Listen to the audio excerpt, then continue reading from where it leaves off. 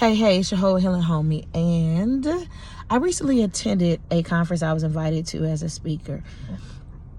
And all up until then, I just felt a peace about doing it. And suddenly, on the morning of, I'm like, okay, God had me up very early in the morning. He gave me this vision. In the vision, it was cabinets and different drawers, right? It seemed like it was basically in the kitchen. And one of the things that I got from this revelation was that on the drawers and on the cabinets, if you didn't pay attention very closely, there was mold that was starting to grow. And if you weren't very careful of it, you would miss what was happening. You would miss the fact that the mold was growing. So I asked God, what was the revelation? Here's the revelation. There are some hidden things in very common places. There are some hidden things in very common spaces and in places.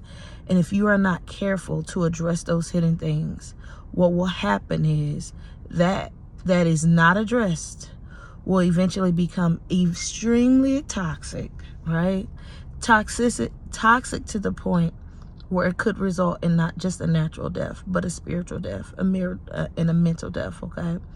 And so be careful of the very small things in common places and in common spaces that is not going to address. When I looked at how does mold even begin to become that, right? It is when a bacteria and moisture collide.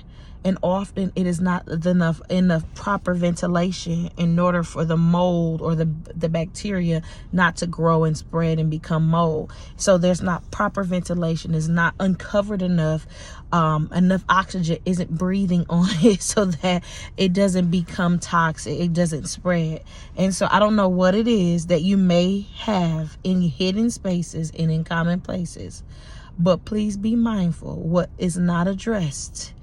And what you think you can keep covered, what you think you can keep tucked away because it's hidden, it's not that deep, it's not that serious. Be careful, because you're creating a playing ground for mold and toxicity and unaddressed issues and trauma to fester.